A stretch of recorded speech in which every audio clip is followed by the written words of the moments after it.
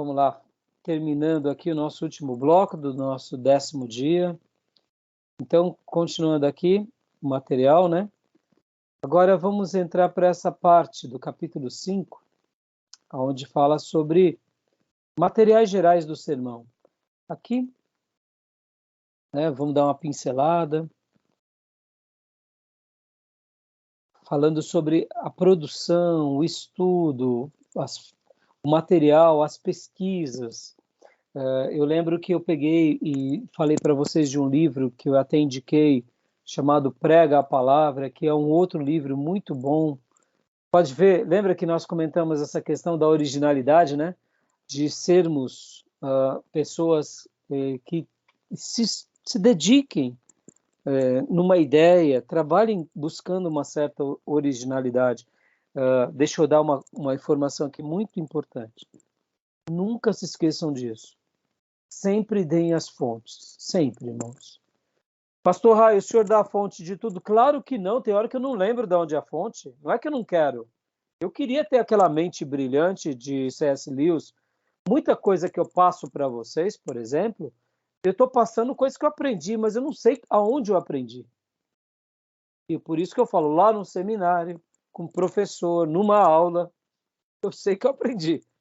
Muita coisa eu me lembro, quem foi que me ensinou em muito livro, mas tem coisas que eu não me recordo, não me recordo. E aí eu passo com toda a tranquilidade e dou a fonte da minha escola, dos meus mestres. Por que é importante a gente passar as fontes, irmãos? Porque a gente demonstra duas coisas, pelo menos. Em primeiro lugar, que eu estou sendo humilde de dizer que eu aprendi com fulano. Ou seja, eu demonstro uma certa humildade que eu não sou o sabichão. E a segunda coisa, eu deixo também um legado para as pessoas, o seguinte, eu posso não saber de muita coisa, mas está diante de vocês alguém que é esforçado, que aprende, que estuda, que é ensinável. Então, por essa razão, eu dou a fonte, porque eu demonstro que eu sou humilde, que eu aprendi com alguém, mas eu também ensino a honrar aqueles que me treinaram. Eu me lembro que, certa ocasião, eu estava vendo um grande pregador e, de repente, ele fez um desabafo. Ele falou assim, chegaram para mim e me perguntaram se eu estava pregando baseado no autor tal. Eu falei, claro que estou. E aí falaram para mim, por que o senhor não deu a fonte? Eu falei, eu não dou porque ninguém dá a fonte. Eu achei aquilo tão ruim. Perdi. Nossa, meu coração partiu. Eu penso o oposto. Dê a fonte. Quem é que diz que você tem que saber tudo? Quem é que diz que você tem que ser um gênio, um Salomão que compõe? Até Salomão compôs um livro de provérbios com 30 e poucos capítulos. Salomão não fez um livro de provérbios com 500 capítulos. Né? Quando a gente fala de 31 capítulos, somando os versículos, são muitos ensinamentos. Mas ele não escreveu meia Bíblia. Ele é um homem mais sábio dos seus dias, mas ele não escreveu meia Bíblia.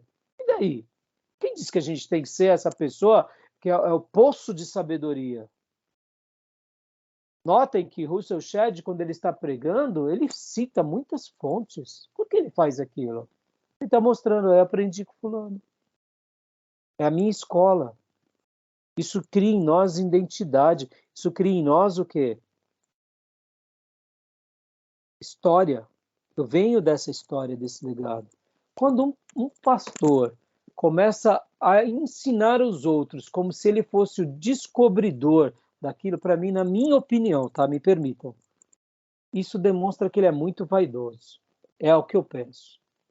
Porque ele passa como se fosse fruto dele, aquele conhecimento. E eu acho que isso, para mim, é vaidade. Isso não serve. A gente está estudando sobre um clássico. Eu poderia criar minha apostila. Ora, irmãos, para que eu vou criar minha apostila se a gente tem clássicos como esse, que até hoje eu me enriqueço? Então, é muito importante a gente estar sendo coerente com essa questão das fontes, com essa questão sabe, prestigiar, de saber o material que a gente vai, e, sobretudo, das fontes, tá bom?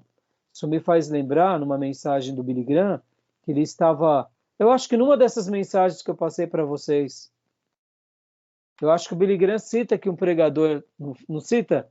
Que ele estava com a mulher dele, dirigindo o carro, viajando, e ele ouve uma mensagem de um pregador que está pregando a mensagem dele. Foi nessa mensagem que eu passei para vocês, não? Sim, sim, foi. É numa delas, né? Inclusive, ele falou que o sermão era péssimo. Hã? Ele fala o quê? Sim, sim, ele citou e inclusive falou que o sermão era péssimo. O sermão dele mesmo era péssimo. Então, e não deu a fonte. E o pregador pregou a mensagem do Billy Graham sem dar a fonte. Ora, dá a fonte, né? Dá a fonte. Como eu disse, e quando nós não lembrarmos, aí não precisa também ficar, sabe, se aprendeu com alguém. Pastor, e agora essa questão do plágio aqui, que nem a gente vai falar um pouco agora sobre essa questão do plágio. Plágio e empréstimo. Não tem problema. Se você está sendo, eu diria, legítimo. Quantas vezes na minha vida ministerial eu ouvi uma mensagem de um pastor e preguei na íntegra? O que eu faço? Eu faço literalmente isso. Irmãos, eu estarei hoje falando sobre o sermão do pastor tal, do livro tal, eu estarei pregando em cima disso. Acabou. Ou se não faço isso no início, ou no meio, ou no final. Essa mensagem eu aprendi com o pastor tal. Pastor Rai, mas e aí? E aí que o machado, guardem isso, o machado é do pastor tal, mas a força de derrubar a árvore é minha. Tá entendendo? Nenhum problema. O problema é você pegar o plágio e fazer desse plágio uma obra tua. Todo o problema. Aí não, isso é deslealdade. Concorda? Mas você usar algo e você mostrar que foi emprestado, nenhum problema. E eu me lembro que o pastor Ernesto Tonini sobre isso falava para nós alunos. Se você não tiver algo para fazer, se você tiver que dar uma comida de qualquer jeito, não, dê uma comida, nem que você vá estudar, pega o sermão de alguém, faça alguma coisa, mas não dê porcaria para o teu povo. Pastor Ernesto Tonini, nas últimas recomendações, ele dizia, você não tem nada para oferecer, não ofereça qualquer coisa. Sabe assim, leia um versículo e pronto. Se você precisar, pega emprestado de alguém e abençoa o teu povo. Depois vai orar, pedir perdão e vai estudar. Porque muitas vezes a gente pode acontecer isso, mas não deve ser isso é uma exceção. Concorda comigo, irmãos? Uma exceção e não uma regra.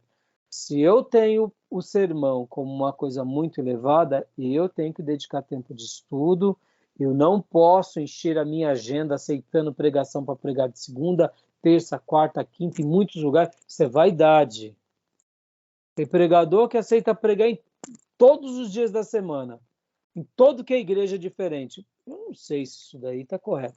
Eu não recomendo. Ele pertence a uma igreja ou ele é um itinerante? Está entendendo, irmãos?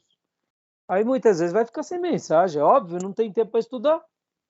Tem que ter tempo para estudar, tem que ter tempo para orar, tem que ter tempo para meditar.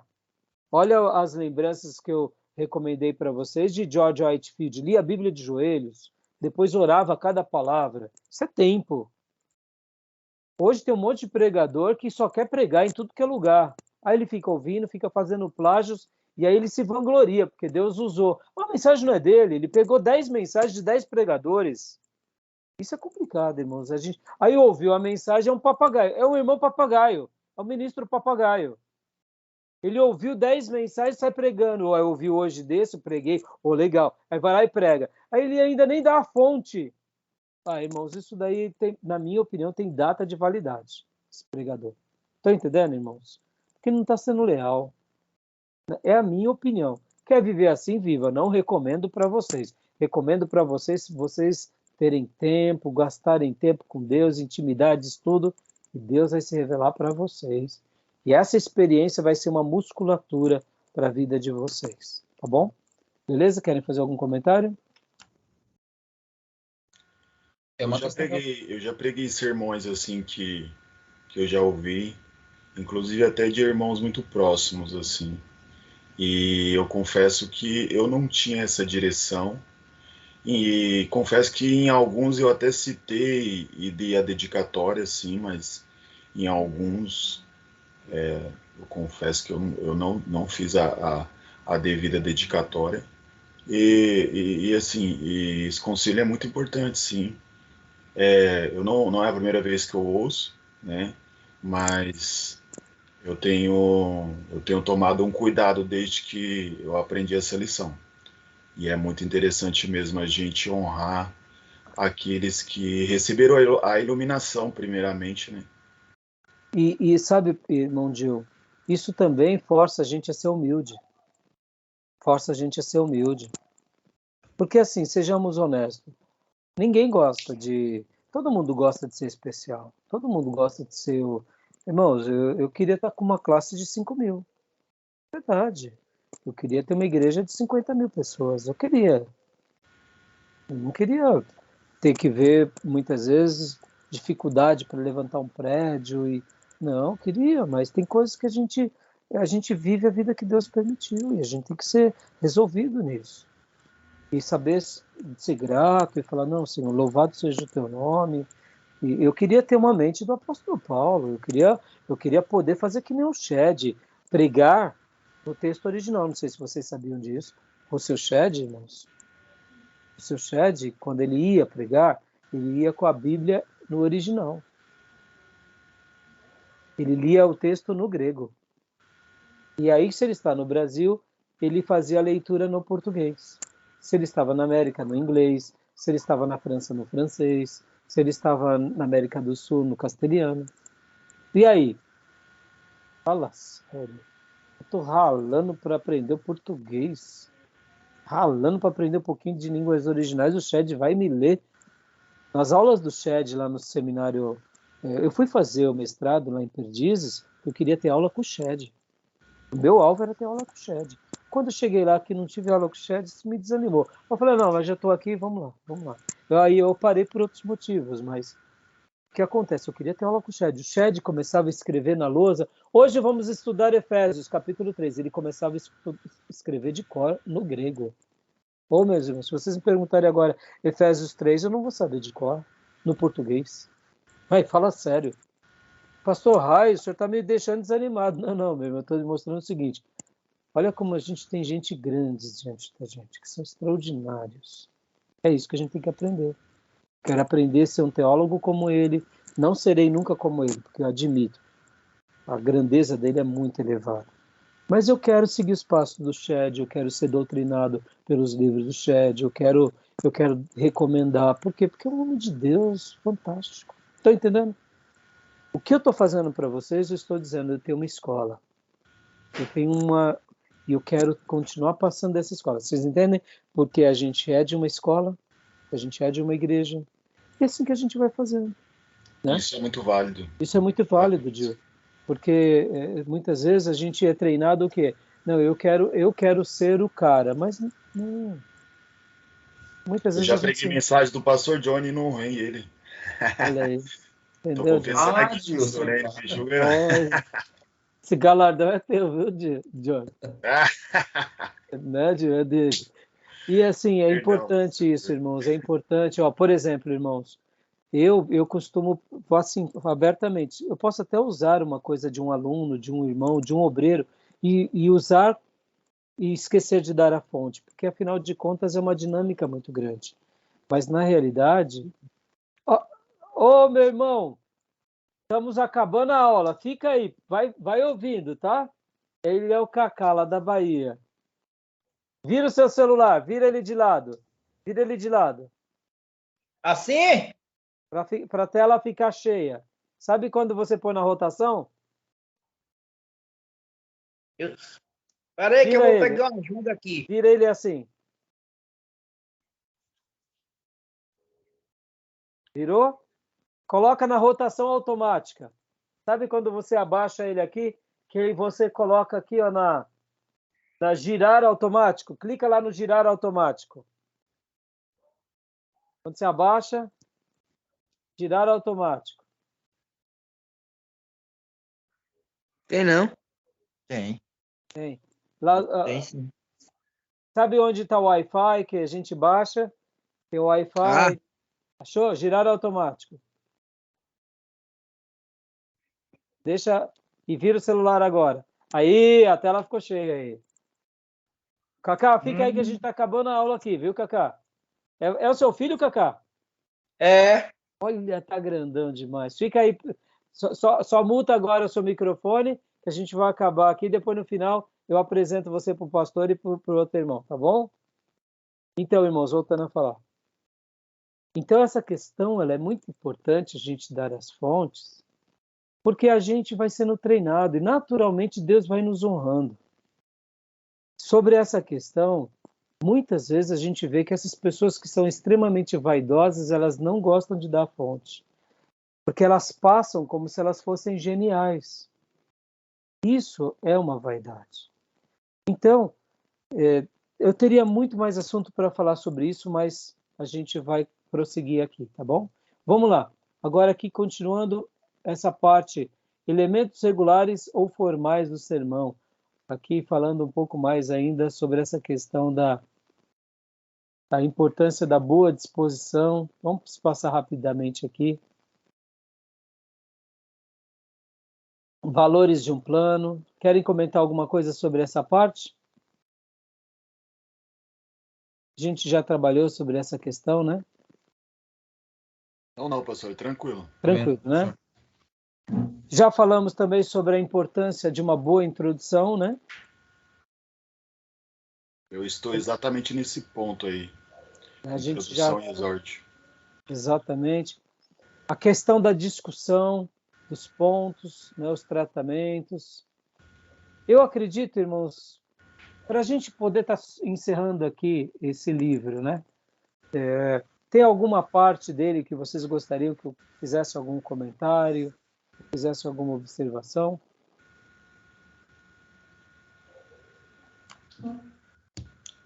Pastor, geralmente quando eu tenho dúvida seria bem-vindo, mas o senhor matou a pau quando disse, né, que o livro ele é muito esclarecedor, então acaba que a leitura por si só já traz consigo o entendimento. Ótimo. Né? Então, eu fico feliz, pastor, porque como é um assunto que ele vai... se nós não entendermos o tópico, né, quando a gente começa a ler, a explicação vai nos abrindo a mente, né? Então, eu poderia dizer que, assim, a grosso modo, né, eu acho que não ficou nenhuma dúvida com relação a nada, né? Não, e aquilo, né, como é um tema que eu acho que eu posso falar até pelo Dil aqui, que nos interessa muito, é muito mais prazeroso, né? Você fica aqui e vai, e flui. Essa questão dos 3 tipos de sermões mais usados, textual, temático, né? E o expositivo, né? Doutrinário. Tranquilo também, né? Tranquilo.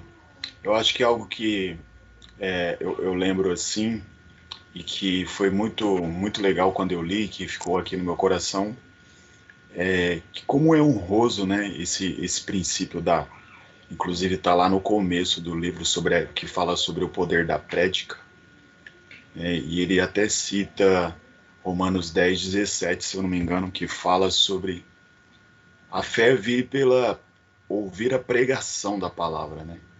E como é honroso essa arte de pregar, como é coisa de Deus mesmo, né? O poder da palavra que ela tem em si. Por essa razão, Gil, o nosso dever é tamanho. E por isso que, já que é tão honroso dessa forma, a gente não pode se vangloriar. Já que é tão honroso, a gente tem que recomendar a nossa escola. Já que é tão honroso, a gente precisa se unir a outros e aperfeiçoar.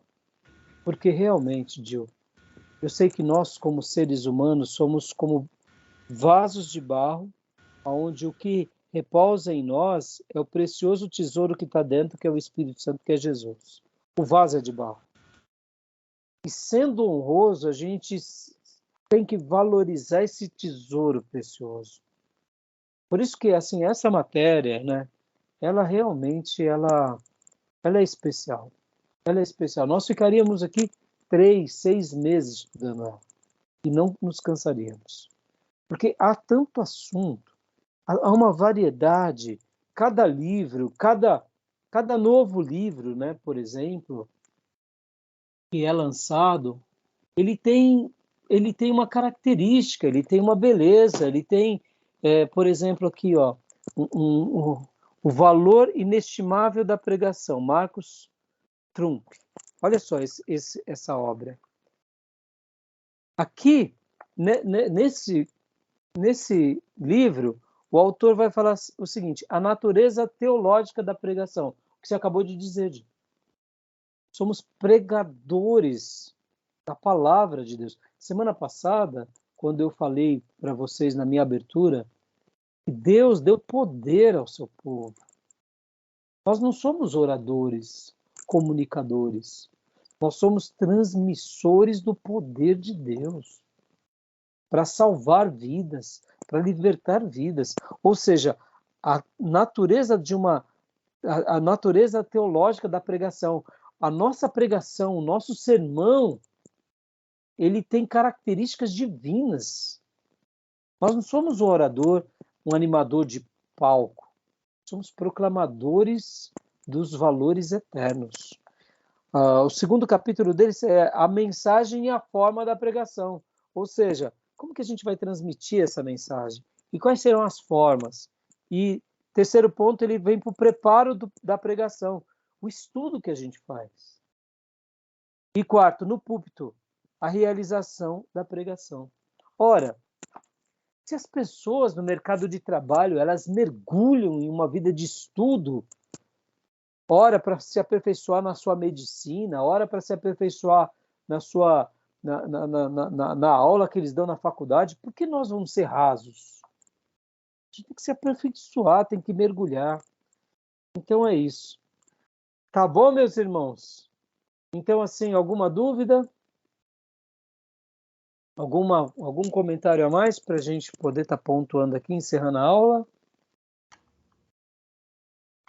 Pastor, dúvida? Ainda não. Tá Espero bom. não ter. É porque terça já é a prova, né? Essa já é a prova. Né? E eu sei que vão ter, e eu mesmo também tenho dúvidas sobre algumas coisas, e estou aprendendo. Porque, assim, Sim, uma isso coisa que é eu a ia gente falar. aprender a estrutura, e outra coisa é no dia a dia. É como eu falei para vocês, muitas vezes você observa alguma coisa que alguém faz, você fala, puxa vida, que coisa legal que ele fez.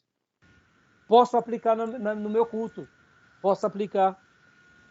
E eu comparo, para a gente concluir, né, esse módulo aqui, como eu já disse para vocês, eu comparo a arte de pregar como ser um cozinheiro da comida sagrada. Nós não somos a comida sagrada. Nós preparamos a comida sagrada e entregamos para as crianças, para os jovens, para os adultos e para os famintos e para os sedentos. Nós somos só o cozinheiro. Compete a nós o que recebemos do Pai, a comida que Ele quer dar, e a gente bota a mão no trabalho. Prepara, refolga, deixa de molho, pica, faz tudo no tempo certo e depois leva às mesas. A pregação nada mais é do que isso. A comida vem de Deus, mas Deus nos deu a honra de sermos o quê? Esses mordomos, esses cozinheiros que alimentam as vidas. Com o quê? Com o pão vivo que veio do céu e com a água viva que veio do céu. Nós não somos a água, nós não somos o pão, mas nós somos o mensageiro de fazer esses pães, essas bruas, essa refeição e dessa água fresquinha. Ou seja, nós somos ministros desse pastor supremo que pegamos a grama verde e pegamos a água viva, fresquinha, e damos para as ovelhas. Quer honra mais linda do que essa? Não existe nada que se compare a isso. Amém, meus irmãos? Encerramos para a glória de Deus mais um módulo. Amém? Amém. Amém. Então está encerrado mais um módulo em nome de Jesus. Que Deus seja louvado. E agora eu vou encerrar aqui a gravação para a gente ter um momento de comunhão aqui rapidinho com o Cacá, mas eu quero dizer, Cacá, semana que vem, terça-feira, vai ser a prova do pastor Dione e do irmão Gil aqui nessa classe. Está convidado a participar, tá, Cacá? Então eu vou encerrar a gravação aqui, que permaneçam aqui para a gente bater um papo, para eu apresentar o Cacá para vocês. Deus abençoe, meus irmãos, foi uma honra estar aqui ministrando mais esse bloco e, querendo Deus, no primeiro domingo de fevereiro de 2023 vai ser a nossa formatura do nosso querido irmão Felipe Ente, e na primeira terça-feira, dia 7 de 2023, inicia-se mais um ano letivo para a glória de Deus, nosso 11º ano. Orem por nós, divulguem o nosso seminário, tá bom? Amém? Amém. Deus Amém. abençoe. Então eu vou encerrar aqui a gravação.